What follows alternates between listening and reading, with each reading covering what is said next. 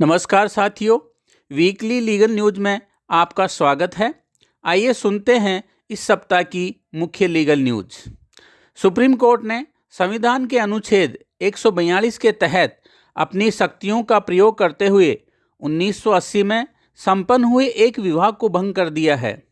Court ने पाया कि पक्षकार पिछले लगभग 30 वर्षों से अलग रह रहे हैं और विवाह पूरी तरह से टूट चुका है। पीठ ने इलाहाबाद हाई कोर्ट के उस आदेश को रद्द कर दिया जिसमें अपीलकर्ता पति की तलाक याचिका खारिज कर दी गई थी।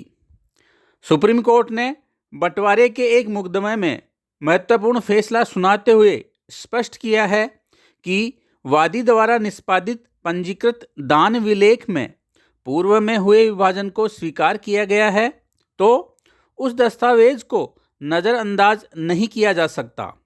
शीर्ष अदालत ने हाई कोर्ट और प्रथम अपीलीय न्यायालय के उस आदेश को रद्द कर दिया जिसमें वादी द्वारा निष्पादित गिफ्ट डीड को सबूत के तौर पर अस्वीकार कर दिया गया था।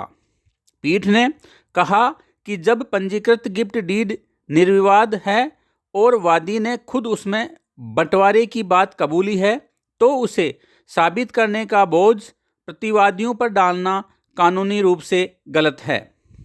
सुप्रीम कोर्ट ने एक महत्वपूर्ण फैसले में स्पष्ट किया है कि यदि कोई संपत्ति मुकदमा दायर होने से पहले ही किसी तीसरे पक्ष को बेच दी गई है तो उस संपत्ति पर सिविल प्रक्रिया संहिता के आदेश 38 नियम 5 के तहत निर्णय से पूर्व कुर्की का आदेश लागू नहीं किया जा सकता है। सुप्रीम कोर्ट ने एक अहम फैसले में स्पष्ट किया है कि मध्यस्थता एवं सुलह अधिनियम 1996 के तहत एक बार मध्यस्थ नियुक्त करने के बाद हाईकोर्ट अपने ही आदेश की समीक्षा करे उसे वापस नहीं ले सकता। शीर्ष अदालत ने पटना हाई कोर्ट के उस फैसले को रद्द कर दिया जिसमें हाई कोर्ट ने अपने पूर्व के नियुक्ति आदेश को रिव्यू याचिका के जरिए पलट दिया था। सुप्रीम कोर्ट ने एक महत्वपूर्ण फैसले में स्पष्ट किया है कि यदि किसी विवाहित महिला की मौत शादी के 7 साल के भीतर संदिग्ध परिस्थितियों में होती है और उसे दहेज के लिए प्रताड़ित किया गया था तो भारतीय साक्ष्य अधिनियम के तहत कानूनी उपधारणा अनिवार्य रूप से लागू होगी। पीठ ने इलाहाबाद हाई कोर्ट के उस आदेश को निरस्त कर दिया जिसके तहत दहेज हत्या के आरोपी पति को जमानत दी गई थी। शीर्ष अदालत ने माना कि हाई कोर्ट ने मामले की गंभीरता और कानून के अनिवार्य प्रावधानों की अनदेखी की है।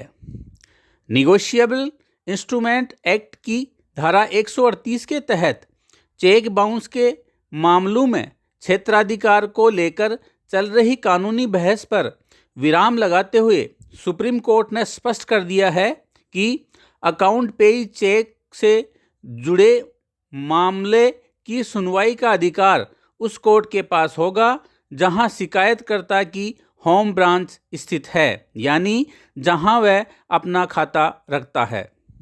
राजस्थान हाई कोर्ट ने कक्षा 6 की छात्रा के साथ अनैतिक यौन व्यवहार के दोषी पाए गए केंद्रीय विद्यालय संगठन के एक शिक्षक की बर्खास्तगी को बरकरार रखा है।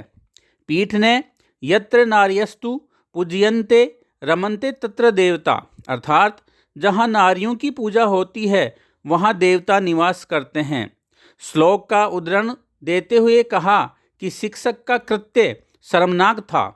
कोर्ट ने केंद्रीय प्रशासनिक न्यायाधिकरण केट जयपुर के आदेश को चुनौती देने वाली याचिका को खारिज कर दिया।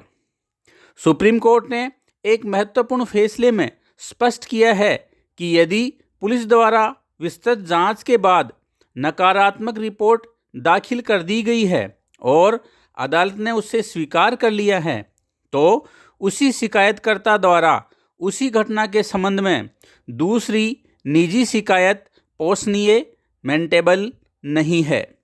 आज के लिए इतना ही, फिर मिलते हैं नई वीकली लीगल न्यूज़ के साथ।